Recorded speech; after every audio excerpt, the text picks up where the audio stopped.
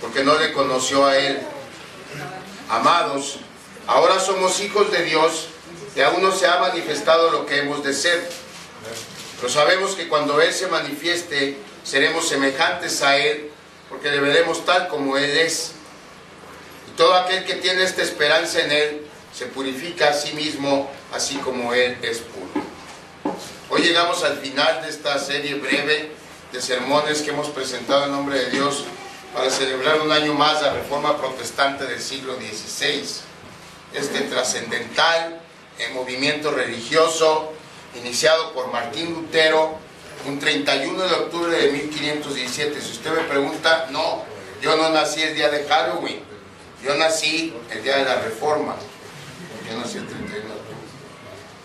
Ese día, el 31 de octubre de 1517, Martín Lutero pegó a las puertas de la iglesia del Palacio de Wittenberg lo que se conoce como las 95 tesis, un documento en el que cuestionaba Martín Lutero, entre otras cosas, la autoridad de la iglesia y la utilidad de las indulgencias que la iglesia ofrecía a cambio de dinero.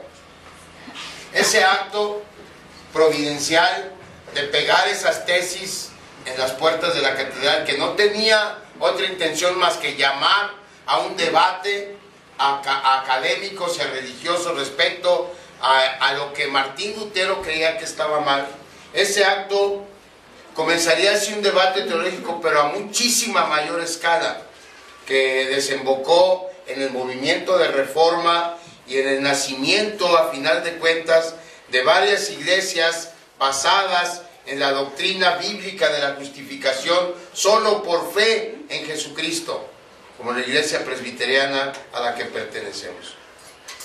Nos hemos enfocado en los domingos anteriores en la base doctrinal del movimiento de reforma, refiriéndonos a estas 5 frases que resumen el motivo de la protesta de las iglesias protestantes. Si usted se pregunta, bueno, ¿por qué a nosotros nos llaman protestantes? Porque las personas, los hermanos que iniciaron este movimiento protestaban y tenían razón de protestar, porque la base, el enfoque, el debate del movimiento de reforma es cómo es que alguien puede salvarse, cómo es que alguien cuando llegue a la presencia de Dios puede ser declarado justo delante de Él.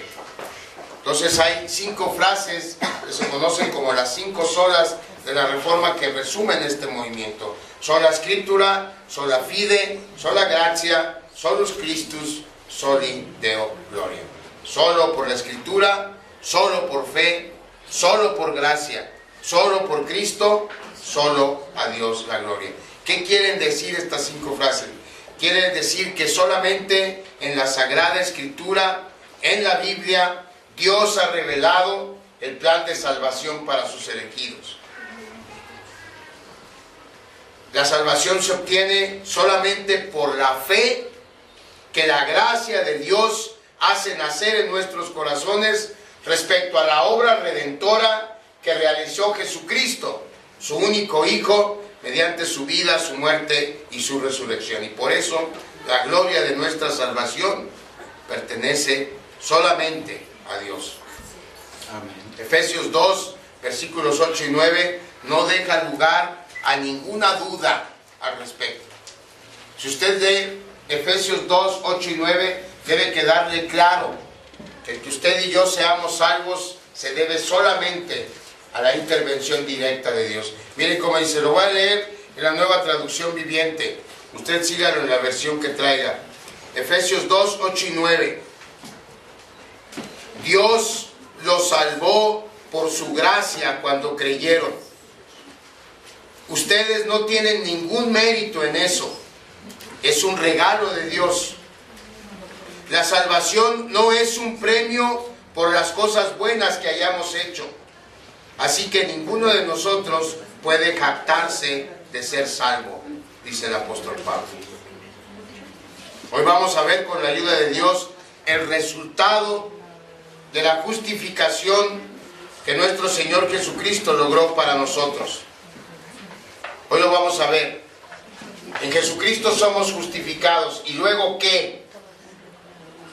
¿Qué ganamos con eso?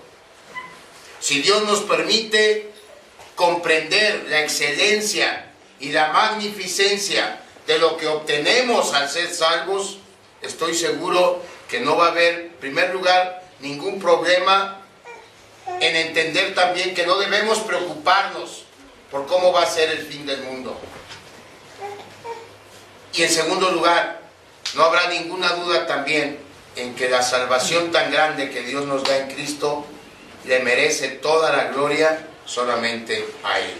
Amén. Vamos a orar antes de seguir. Padre, nuestra salvación es el tema más trascendental que alguien puede escuchar. Y al final de cuentas, nuestra esperanza hoy es la que tenemos siempre. Que si usted, en este caso, antes de escuchar los mensajes de las olas de la Reforma, ya era salvo, su fe y su confianza en Cristo se hayan fortalecido. Que después de escuchar estos sermones, el de hoy, el del domingo pasado y el domingo antes, su relación con Cristo se haya afianzado. Eso por un lado, si es que usted ya era salvo. Nuestra esperanza también y nuestra oración es que si no era salvo, no había entregado su vida a Jesucristo, no había entregado su confianza en Él para la eternidad, porque Él es el único que puede salvarlo, lo haya hecho después de escuchar cómo Cristo llevó nuestra maldición y nos entregó su bendición. El domingo pasado presentamos esta realidad y le pedimos a Dios que nos ayudara a que comprendiéramos todos lo que Cristo logró para nosotros, lo que tuvo que hacer Cristo para que usted y yo tengamos vida eterna. Y nuestra oración también es que si aún no lo ha hecho, si no era salvo antes de los mensajes, si no se ha convertido, hoy se aferre a la única posibilidad que tiene de ser salvo por Dios. ¿Ser salvo de qué? De la ira de Dios. Que se aferre a ella, que se aferre a la salvación que Cristo nos da, como si en ello le fuese su vida. Que se aferre a esa salvación como si en eso le fuese su vida eterna. Porque de hecho así es, hermano. De que recibamos o no la salvación que Cristo nos ofrece depende lo que va a ser de nuestra vida en la eternidad. Hace una semana vimos que Jesucristo en el drama del Calvario llevó en su persona nuestros pecados y el castigo por ellos. Que el resultado de esa expiación realizada por Cristo es nuestra justificación. Si estamos en Cristo, el día del juicio, Dios nos va a declarar justos, no por nuestra justicia, sino por la justicia de Cristo que ha sido imputada, que ha sido puesta sobre nuestras personas a cambio de que Él en su persona haya llevado nuestro pecado y el precio de ese pecado suyo y mío. Entonces eso contesta la pregunta: ¿para qué me sirve que Cristo haya vivido una vida de perfecta obediencia a Dios y que haya muerto en la cruz del Calvario en mi lugar? ¿De qué me sirve? ¿A mí qué? Que Cristo no haya pecado. ¿A mí qué? Que Cristo haya muerto en el Calvario. Bueno, sirve porque gracias a eso, ni usted ni yo, si hemos puesto nuestra fe en Él, tenemos que dar cuentas a Dios de nuestras vidas y de nuestros pecados. Porque Él ya pagó por eso.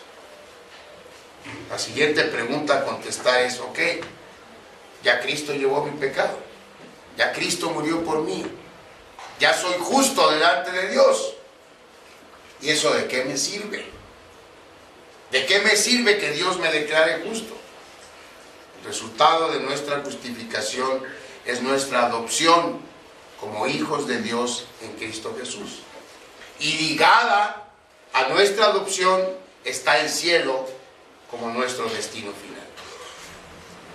Se nos ha prometido una morada en la casa de nuestro Padre, porque hemos sido adoptados en la familia de nuestro Padre. Como miembros de la familia de Dios, ahora somos herederos de Dios. El apóstol Pablo describe muy bien esta realidad. Vamos a Romanos capítulo 8, versículos 14 al 18. Porque fuimos justificados, somos adoptados hijos de Dios. Porque somos adoptados hijos de Dios, Dios tiene una herencia para usted y para mí. Romanos 8, 14.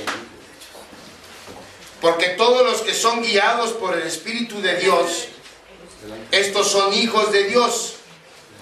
Pues no habéis recibido el espíritu de esclavitud para estar otra vez en temor, sino que habéis recibido el espíritu de adopción, por el cual clamamos, Abba, Padre.